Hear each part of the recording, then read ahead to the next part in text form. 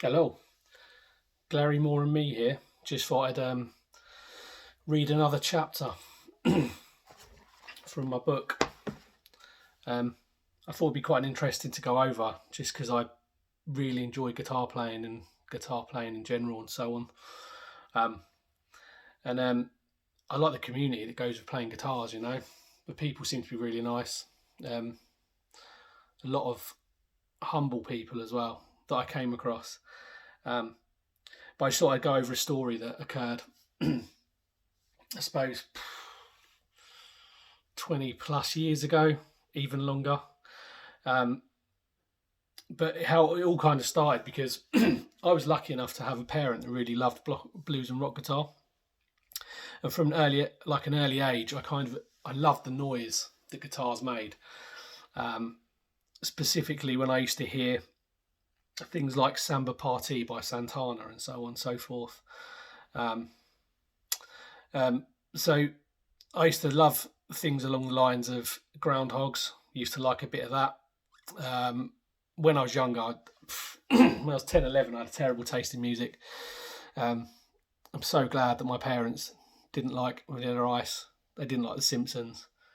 And do you know what? The first album I ever bought was Grange Hill, Say No to Drugs. I've still got that single somewhere. And we also have Jonah Lomu as well, Who Can Stop the Cavalry. Um, but I went through the phase like everyone did around under nines of just moving into that standard school disco fare. So there's a lot of Ice Ice Baby, a lot of You Can't Touch This, Informer by Snow. Does anyone remember that one? Um, a lot of songs used to spell tune with a capital CH. Luckily, I had a turnaround, got out of the woods. I never went down Right Said Fred route, anything like that. Didn't buy those types of pop music. Never a fan of Pet Shop Boys. Never a fan of um, things like, I think, like the Bluebells either. That song that got overplayed all the time. I can't. Young at Heart, not a favourite of that. Luckily, I went to my friend's house once to change my fortunes. And a friend of mine, there was some guy, he showed me an album once. And I noticed this guy that looked a bit like a wizard jumping across the front of all these clocks on this luminous background. I had no idea what this was at all. But my mate said that one of his family members liked guitar players or liked guitars or something like that. So he said, I've got this album, we'll check it out. So I had a look and I was like, what? I don't know what's going on here. What is this fella jumping across all these clocks? Massive double album. And then my mate plugged in his old Casio Ghetto Blaster and he let the CD rip. And I was hooked. There was all these noises flying around, heart pumping drums, mental solos, absolutely mental. And what it was, as it turned out, it was the one and only Joe Satriani. Never heard of him before. Never heard of that genre of music. Must have been one of his early albums. Must have been, but it did have Surfing with the Alien on it. A Cool Nine. Can't have been that old. It's got to be late 90s, mid 90s. But this opened a whole new world for me. So I then went down the route of. I remember buying Metallica, the Black Album, and I had it on cassette, and I snapped it. I snapped the cassette because I was playing it back to back over and over again. It was a good time for music around then. I remember Metallica was a cracking album. I also used to also had the joy of Guns N' Roses, Aerosmith. There's a bit of Bon Jovi in there. Say what you will, but Bon Jovi wrote some killer tunes as well. And then it sort of pushed me on to sort of learn instruments. And I've been through all the usual stuff. Recorder, tenor recorder. I even tried the spoons once. I was shit at it. But then what happened was there was only one thing that used to sound right, and that was the electric guitar, of course. Luckily, my family had a friend called Mick who was a French polisher, but he was an amazing rhythm guitar player, and he taught me. He took the time out to teach me for free, lend me guitars, lent me amps, lent me everything. Amazing player. I think he used to be in a band called Gene and the Cossacks. I think he did. He was bloody good though. He was amazing. But he used to just sit there and, he used to just sit there quite patiently and try and teach me along. And I remember the first few phases of it. It was like someone had put paper cuts on the end of my fingers. It was incredible. But it was great. Real good kind of avenue to learning. And then, although I was no Kirk Hammett, that's for sure. I think I remember the first tune I was taught was, I think it was Flies in the Buttermilk, which is a kind of...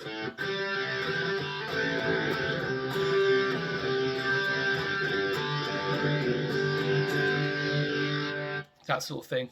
I don't think it was acoustic. I don't think it was a distorted guitar though. But it was all learning. And I carried on, had a few lessons. And then I got into my Smells Like Teen Spirit power chords, basket case, your kind of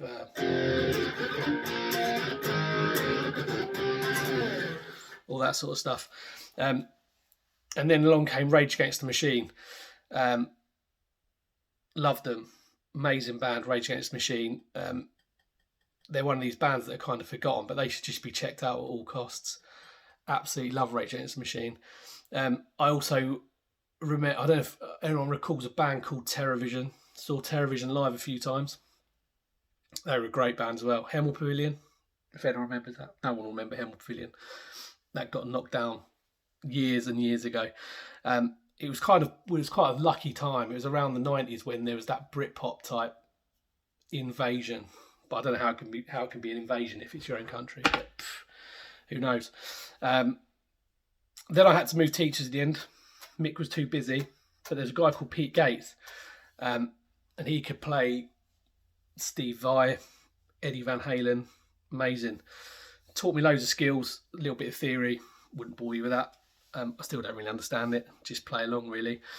And then one day, I took the stage. I remember the first time I ever played live was a school cabaret. And we had to just pick all this band together from various different facets. So my sister was a singer because she was a really good singer. So she sang. We had my old guitar teacher, believe it or not, on rhythm guitar. Good old Mick. I think my sister's boyfriend at the time played the drums. And then I think we actually had to nick the school music bass teacher to spank the old bass. Basically, I was a lead guitar player. I really wasn't that good. I think I could kind of attain like 2 or 3 notes at a time. And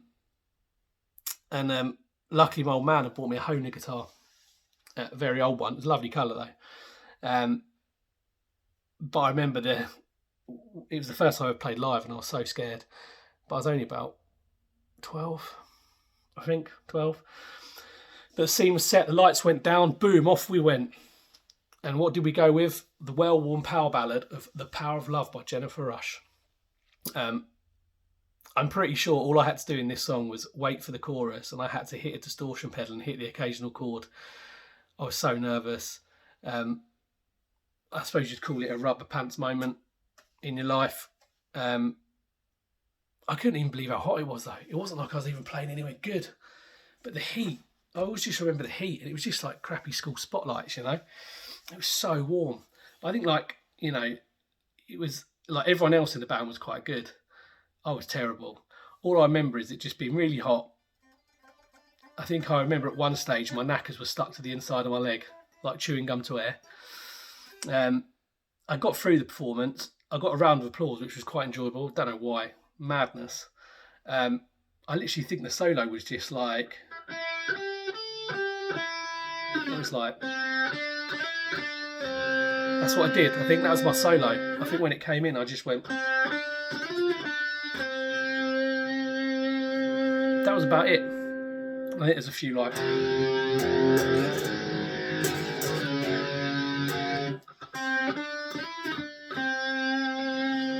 Good stuff. But then I moved on and it sort of gave me a bit of a taste for it. And then the next year I came back to the same cabaret, I think, actually maybe 2 years down the line. I tend to have grown up a little bit then. A few more hairs on the old sack. And absolute misconception that I was actually better than I actually was. I wasn't very good. I'd gone through the Oasis and Blur, Benson Hedges, yellow sunglasses. I wanted a Union Jack guitar. I couldn't afford one; they were too expensive. But I had a Charvel Jackson at that time, which was a heavy metal shredding guitar, which probably didn't look right when I was cracking out a bit of the old, and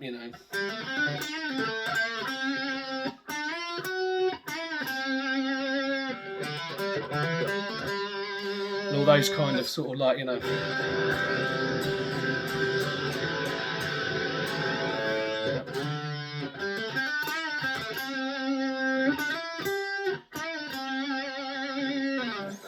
all that sort of stuff. But yeah, I was sitting there and it had like a Floyd Rose Tremont in it. It was, I didn't do any dive bombing.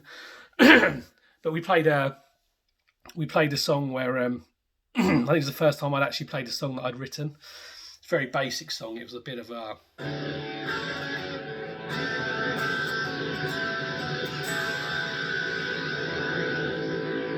It was a...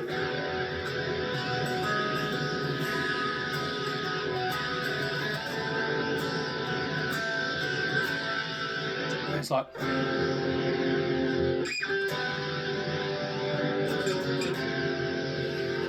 and all that sort of stuff. And I remember playing that, and and I thought I was so much better than I was. I remember sitting there and just whittling this nonsense solo. I can't remember what it was. It was all the kind of bends where I was bending my finger, that sort of stuff, instead of like using your wrist and stuff like that. My wrist was used, so no, I won't go there. So that was enjoyable, and I remember actually I'd found Stella Artois by that point, and it was all right, it went well. But I remember we strutted off stage after playing that, thinking we were like big bollocks, and I'd only had like one Stella, and I was probably hammered. It was quite embarrassing. And then I remember we went outside for like Dirty Bensons or whatever, because that was the done thing at the time. It was probably quite naughty. I think I was 16. Hopefully I was. And then I remember I drank another Stella. So by this time I was probably singing like a canary, because I probably had 2 or 3 beers, like. And I was having and I had my Benson Hedges, probably had 10. £1.50 a pack, and probably 4 Stellas were like £4 or something like that. But I remember he was looking for another guitar player, so I was like, that, hand up, yeah, I'm ready to go back out there. Loved it. It was all I needed, encouragement, so I went back out there, and I got roped into playing a bit of Wonderful Tonight, which was good tune. Quite enjoyed that. I can't actually remember the side of it.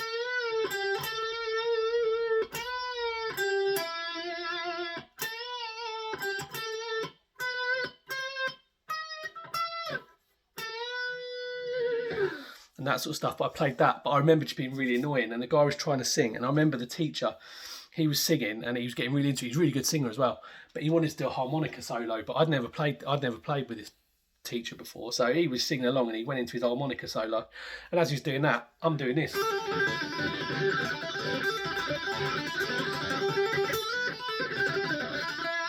Got a bit crazy. It must have driven him mental. He kept looking at me. I thought he was going to throttle me. But it's pretty, it's all part of the learning curve, isn't it? Let the bandmates, step in. That's the problem, isn't it? You start getting a bit widdly and a bit all over the place.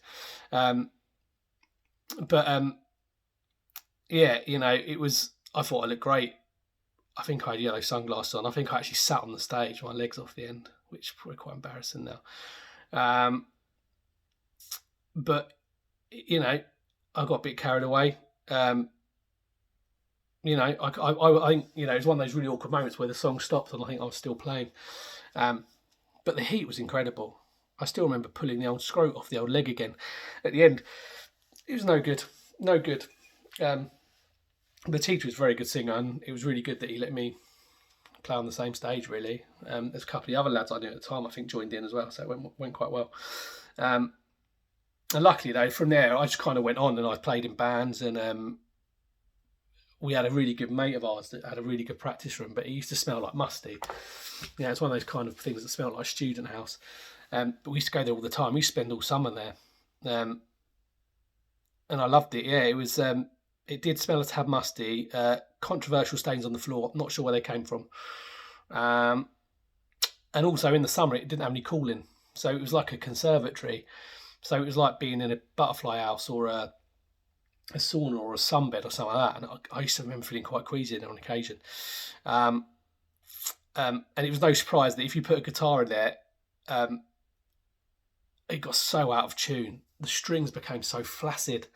Um, it was just, it was great though. I mean, we spent a lot of time tuning up, and we did a lot of random jams. And when the sun used to go in, we used to sit there and we used to recite Before the Dawn by Judas Priest, which if you haven't heard it, is that's a classic ballad.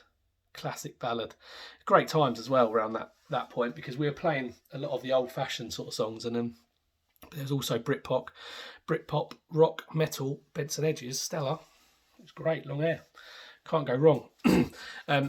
And we were in this band, and we got all right in the end, and we wanted gigs, but the mistake we made was we never asked for cash. We always asked for free beer as payment. And I'm terrible when it came. Well, then I was terrible when it came to drinking. I was awful. I've always been a power drinker, and it's stupid. So obviously it was like red rag to a bull. And all we used to get paid was lager. So we used to get really carried away. And I remember once I went to this. I went to a venue, but I got there first because I wanted to set up my amp, but it only took me a while. It didn't take me long at all. I just literally set it up, dumped it at the front stage. I got it tuned and I plugged it in. I had this big Peavey twin reverb at the time, and I got out my 1 litre Metro and I put it out the front stage, set the guitar up, brilliant. I had a Hamer Steve Stevens at the time, so it was a lock-in trem. So that was it, job done. So I'd set it up, and then I just sat there and went, could I have a lager, please? It's probably about, I don't know, 4 o'clock, 4:30, summer's day. And then the first beer arrived. He was cool with it. Yeah, went down well. Ordered myself second. This continued for quite some time. And then the rest of the band arrived and set up. They grabbed the beer. And to be fair, they were quite a bit more sensible than me. They may not have been, but by the time we'd set up and started drinking, I didn't know what state they're in. I was completely banjanxed. I was sitting at a round table, and there was no space on it because it was taken up by empty pint glasses. Because I really remember this vividly, because I was sitting there and I couldn't put another beer down, and the barman came up to me and he sort of cleared them like that, and he said to me, "You sure you're all right to play, mate?" And I was like, I don't really know. I didn't really acknowledge him, to be honest. He had to sort of bear hug the empties away because it's the only way he could carry him. But anyway, I staggered to my feet, picked up my guitar. I then put my guitar down and I staggered back to the table to grab a stool. I think it was a bit unsettling. I think standing up, I was like, what, a bit sort of chunder-like. And to be honest, I had to put the stool down, and I had to spend the entire gig sitting down because I couldn't actually stand up. I was kind of, luckily I think the stool had a back on it. I still made it through. I mean, I remember playing Green Door, Red House. I played Blue Suede Shoes, and a few others. But I was completely out of control. I mean, the speed was, I was just kind of sitting there I was playing like a Blue Suede Shoes or something, or some mellow song, it was like a ballad, and I'm sitting there like.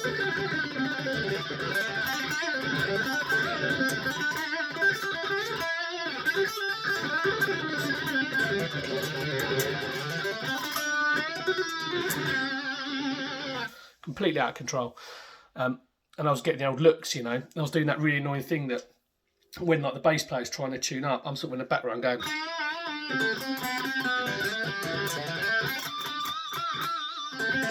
Trying to get ready for the next song, and the old.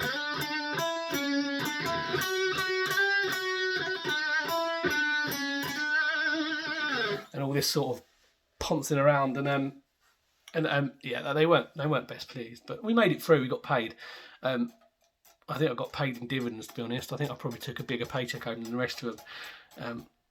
But it was great, good times. Luckily, my parents had to drive me home. It's a good advert. My driving instructor was there. He seemed to enjoy it. But But now, like, I've calmed down a little bit now. My guitar feels probably aren't as frantic. I just used to get carried away. I think you do when you're young, especially on a tremolo. I ain't got a tremolo on this guitar, but the old sort of, and all the dives and stuff, and and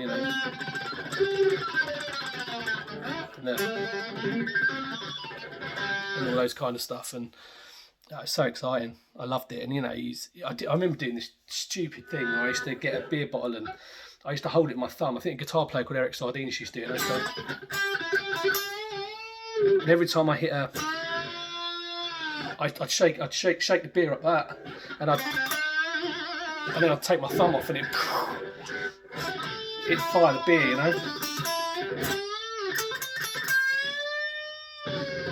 just beer going everywhere. Great trick, and then play the guitar with the beer, and great stuff like that. Absolutely loved it. And I remember we still played the guitar, and I played gigs until I sort of got to, like, I don't know, 20s, I suppose. And I remember playing in this pub once where I used to play football for them, and we played on Christmas Eve. And again, it was another one, pay by booze, and they did need a band for Christmas Eve, so it was my local, and we played. We rolled, like, me and the lads, we set up, sunk some beers and burst into song, and really well. People were loving it. They had a really good time. But as it drew on, the landlady got more and more pissed off. You could tell she was getting more and more angry, but we were being egged on by others, so we carried on playing various songs and going round back again and all this sort of stuff. I think a lot of Oasis kind of went down quite well, and Blue Suede Shoes is always a good one.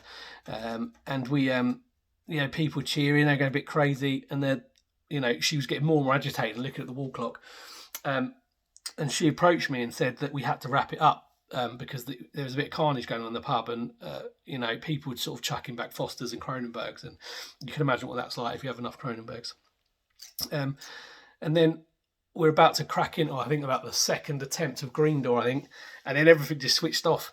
And what she'd done, she'd switched the breaker. She'd thrown the socket because she'd had enough, and she cut us off mid-song. And it was the amount of and all that sort of stuff. It was brilliant. Bar humbug, all that kind of stuff went her way, but she was right. I mean, I think it was like midnight on Christmas Eve. That was actually Christmas Day, I think, by the time we got there. We just finished off, had a beer, cheeky rep, all that sort of stuff. Got the wattle from the inside of my leg, and off we went. But it was great times, and I loved it, and now I'm a bit calmer, a bit more.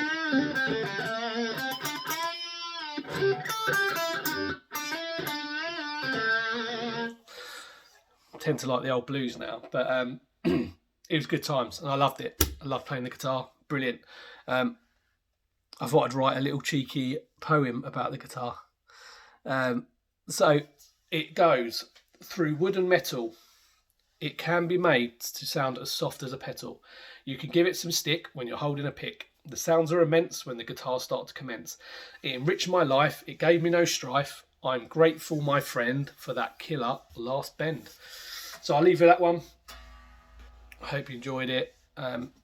If you do want to read more, check it out. I'll chuck a link down below. See you later.